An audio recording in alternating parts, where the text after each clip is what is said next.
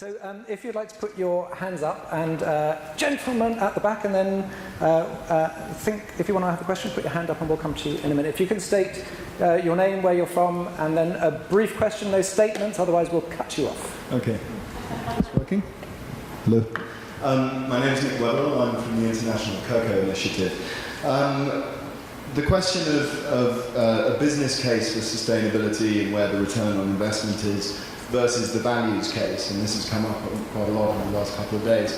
And a question maybe for Bob about whether or not we can find an intersection of those two, particularly in the impact of your corporate values on your own staff and people that work for you, and whether or not you've looked into, or anyone else has looked into, what the impact is of having a positive value in your company in terms of the motivation of your staff, their productivity, and your ability to retain them.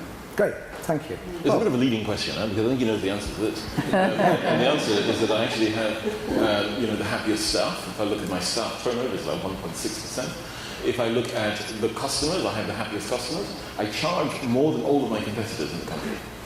I am more expensive.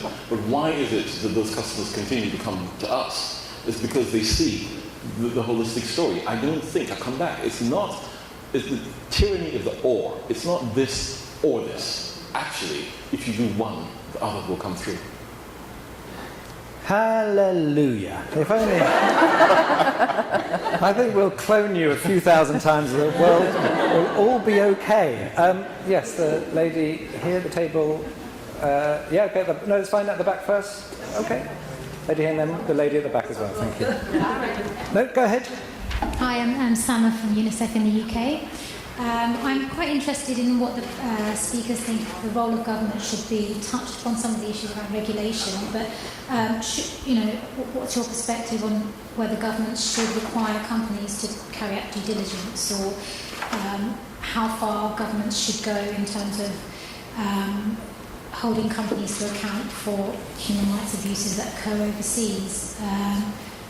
Some of these sort of issues that I think civil society are quite outspoken on. But and to put a bit of context around that, because I'm not allowed to talk about the United Nations Global Compact CEO report tomorrow, but one of the things it says is that is how companies are actually calling, large majority now calling for governments to be actually to drive change because the volunteerism isn't working. But I never said that.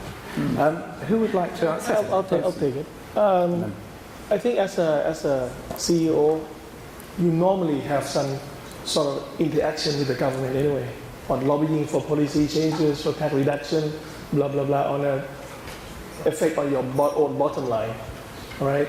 Since you were there already talking to the, for example, Prime Minister on certain issues, you might as well bring this thing up with her or with him on children's rights, because I think politicians are too busy with their own things, whether it's economic issue, whether political issues. I think sometimes they tend to forget about the thing that's closest to their heart. Okay. They need reminding. They need reminding. Okay. And if you do actually give them certain specific examples, what needs to be done, I think at least our governments are very receptive to the idea. And I would encourage all the private sector to take more action into talking to their own governments. Mary, just want to bring you in, because you do get into that thing where governments say, well, it's private sector is government, NGO says it's both, and that creates a hole in the middle that everyone can fall into. But people always say, well, you stop smoking by legislation, you get people to wear seatbelts by legislation. If you believe this is serious, the only way you really get change is through regulation, because volunteerism it relies on people like Bob and Srettha who are sort of more inspired leaders than the norm. So what would your argument be? And I think there is a strong link between the responsibility of governments, which has been identified in this framework that the UN Human Rights Council has endorsed. They have the responsibility to protect people from violations by corporations of their human rights. Therefore, governments have a responsibility to know what the corporate sector is doing to respect human rights and to encourage that framework and to look to corporations to include children in their impact assessments, to whatever. I'm thinking particularly of the children dimension, but to basically do more to take seriously what the Human Rights Council has set out as a framework and to introduce in regulation or legislation, whatever, the guiding principles, making the responsibility of government, which is more for the protection of human rights, more proactive in relation to the corporate sector. Obviously, this will differ in different parts of the world and different traditions of government policy and approach, but we need some leadership on it to ensure that those guiding principles are implemented from a government perspective, and that means that corporations are more aware of the environment in which they exercise the contract to make money as corporations and also carry through on their own philosophy as corporations. Okay, Bob, I think very briefly, because then I want to get a couple more questions. Slightly different starting point here, and I think government, rather than take the role of policing, what we should be putting pressure on government to do is to address the root cause of violation. So they need to address, especially in an African context, they need to address poverty, poor health, education. If they can do that, then the rest of it is going to be easier to achieve. Great. I see lots of hands starting to go out, so let's keep the questions brief and the answers brief, and then we can get, because there seems to be more. I guess it is. Yes, hi, I'm Sarah Crow with UNICEF. It was mentioned that we at UNICEF are so nice. And because we're so nice, we recoil from bashing a corporation or a government over the head. But yet, Mary Robinson, you said that UNICEF should be more challenging. Could we get some examples of what you mean? Because, we in public don't want to be seen as bashing anybody over the head. Perhaps from the other panellists as well. Just change your name to Greenpeace. Mary. I think it's it's asserting the importance of the child rights, as in fact these guiding principles do. I mean, that was a good piece of work. Now, to make it operational, and you don't have to be strident in that kind of sense that it's more being serious about it, and being serious about encouraging corporations, as I say, to do impact assessments that include the impact on children. That hopefully more companies would have child policies as such, to do it in a positive but determined way. And I'm really very keen and very pleased with this initiative, because I think children are a good focus for looking at the responsibility of corporations in the area of human rights, for the very reasons that we've heard. And Mary, just very, very briefly, if you were to guess, what's the fear of an organisation like UNICEF that worries about being too critical? Is it the money? Is it the size of it? Is it the fact that it's UN connected? What would your guess be? Well, I'll be honest and say there are incredibly good people working in UNICEF who really care about child rights, and there are others who kind of go along with government a lot. So it's like any other large organisation. I think the leadership now is very much on the side of what we're seeing. A UNICEF that actually is asserting child rights and asserting protection and asserting. Yeah. Some of these issues are difficult in child protection situations. So some of it is, for UNICEF to be more successful, it has to go back within itself to define it and build it into their culture more. And what I'm saying is, this kind of development is along that the identification of the most vulnerable, of that trying to pinpoint now those who really need protection, rather than a sort of more general approach. And so, I'm being positive, but I'm being direct. I welcome the fact that these guiding principles are about child rights, and that there's a rights approach, and that this is being actively promoted.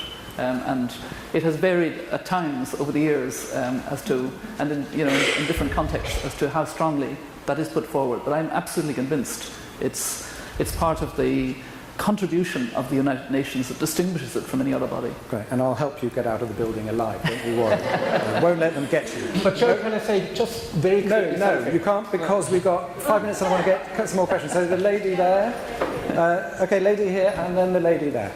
Hi, Iris van der Vieken, Global Compact Network Belgium. What I see with a lot of members is that they're very responsible in their direct operations and their tier 1. But when you go to tier 2, tier 3, tier 4 and the contractors all over the world, you have millions of small companies who do not have the capacity, who do not have the education, who do not understand the issues. They cannot do it alone. This means they will need leadership. how will we really drive impact? Because there is the highest risk, and there you will see the most child rights abuses. Great question. Bob, I'm going to start with you. How do you drive it right through the value chain? Well, I think we have a responsibility. So what we're doing is, as part of when we develop our child rights policy, we say we are going to go down our own supply chain and ask the questions, ask the hard questions. But also, I think your question earlier about UNICEF being nice is the right one. It should be a little less nice, and it should call us out, call us all out. Cool, blimey. Answer to that question. How do you it's great in your direct operations. You have control, you have knowledge, you can see what's going on down the value chain. Obviously, it gets increasingly difficult. I think it's quite an unfortunate situation that we can only control the direct supplier to us. At least we don't have any business outside of Thailand, but whoever we deal directly, we always put in the clause that if you do a child labor, then we'll have the right to terminate you. Unfortunately, at this particular moment, unless with the government intervention, this is the best we can do. That's why I said, they're nice. That's their problem. I think they're too nice. They should be more aggressive. Third person on the panel, Philipp, you say it, and then they've got to believe you. Say they're too nice. They're too nice. I mean, they're UN organization. They have the power to talk to the government. They have the power to the issue to be heard. So you can only speak if you say they're too nice. They're too nice. Okay, now you can say. Now you can say what you want. But I just have to mention something. There's another role of an organization like UNICEF, and this is the codification of these expectations of society we talked about. And sometimes this might be the most important product. If you think of the World Bank and the International Finance Corporation, one of the byproducts they developed are the so-called performance standards and the industry guidelines, very specifically on environmental and social and health issues.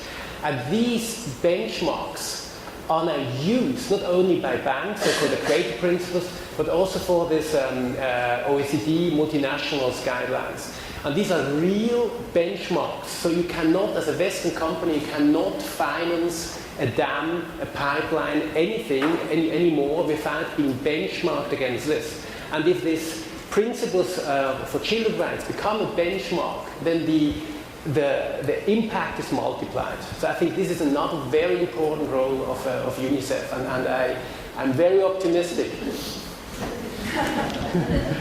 Yes. Rights of human beings, human rights, and it has a cascading effect on children. So your question? I wonder what he can do to create this compact between the strong enterprise, strong businesses, strong CEOs, institutions such as UNICEF, and civil society to get governments to also play their role in respect of human rights and children's rights. Okay, Bob?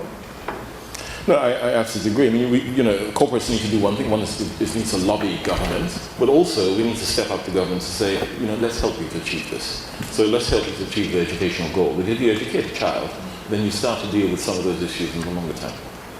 I think yes, and then Mary briefly, yes. UNICEF should also talk to their partners, private sectors, so that together, collectively as a group, they can push this policy towards the government. It's not enough for just Bob's company or my company just to push this issue towards the government. So to deepen the collaboration, not just to say between the UNICEF and the individual companies, but actually to say what is the movement we need to create together. Yeah. Just reflecting the question from the woman over here about the small companies and the supply chain issue, I recall, really listening with great interest to this. To the companies that were participating in this Business Leaders Initiative on human rights, because these were the issues we were dealing with. And one of the companies that was participating was the Gap. And I remember one woman, saying very forcefully and openly, she said, we can never guarantee that there will not be abuses in the supply chain. Anybody who has a long supply chain will tell you that. It's a constant vigilance, and we will always have problems, and the cheaper the consumer wants the goods, the more likely there will be abuses in the supply chain. And it was a very frank admission, and that's where also government policy comes in. I mean, I was in Bangladesh, as it happens, at a climate meeting when that building collapsed. Interestingly, and I think I'm accurate in saying this, but I haven't verified it since, but as far as I know, the warning was given the day before, and BRAC had a sub-office in there, the NGO BRAC, and they got their people out. It was a part of BRAC's banking. They got all their people out and all their computers out. And then the building collapsed. And so, there was a sort of sense of bad government regulation, bad abuse by bad employers, the whole thing, and then this terrible loss of over 1,000 people, some of them, I think, juvenile women, young adolescent girls who were caught up in that. I mean, it was an appalling situation.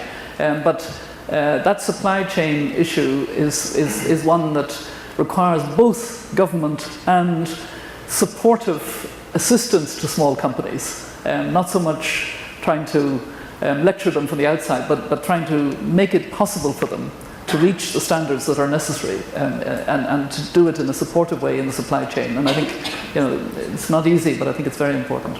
Okay, we pretty much ran out of time, but there were two people who still had questions. So if you can ask one particular person, keep it very brief, and then we won't be too late. I'll ask Philipp. Yeah. It's about... Say who you are and where you're from. Tom Day, I come from the Canadian government. It's about the issue of private enterprises' interest in lowering tax levels as a kind of contradiction with the government's capacity to levy tax and deliver services and realise rights. And how do you deal with that tension? Okay, Philipp? As a government? As private trying to advocate in favor of children's rights while advocating for lower taxation. Well, but I mean, I made my personal view, just my personal play. I mean, my view is the business of business is business. And if you can go for lower taxes, then you should go for lower taxes. But within certain minimum standards. And my personal view is what some companies are doing. For example, also in Ireland, if I can mention that for once, is maybe not ethical anymore. So I think some companies should be very careful about the tax setup. But if there's a possibility to go for lower taxes, I mean, it's a responsibility, in my view, of businesses to do so. So I don't see a contradiction. I wonder if the business will be saying the business is business or business is business when it's going over the cliff, but we'll wait and see. We don't have too many years to find the answer to that. Yes, last question, sir. Thank you. My name is Andres Stark. I'm the representative of UNICEF in Argentina. My question is to Ms. Mary Robinson. Could you make a comment about how to deal with small and medium enterprises? These are the great big employers in developing countries. As a matter of fact, in many developing countries, it's not the big guys here, it's actually many of the small guys who employ 90-95% of the population, and leave aside the informal economy. And I think we have a big bottleneck in terms of how to address these thousands and thousands of little companies who also need to help out business. No, thank you. I mean, I do think that that's the big challenge in a way, and it's a challenge that in a way that helps small companies. And I think a lot of work has to go into that. Thank you, Bob. Thank you, Mary. Bob, one final word from you. So if you suddenly woke up and you were now not the CEO of Safaricom, but the head of a very small company that sort of with few resources and no human resource, no human HR department, all that, would you still give a damn? Would you still be able to do something? I mean, absolutely. We don't do it because it's the law. We do it because it's the right thing to do. And whether you're managing 4,000 people or 4 people, it's the right thing to do. You have no choice. You have to do it. Great. Okay. Look, we've run out of time, so I know Yoka's going to come and give a final few minutes to send everyone on their way with sharp teeth and sharp claws in their hands to not be so nice. But before we exit the stage, I just want to thank everyone for kindness, for their honesty, and for coming in the first place. Thank you.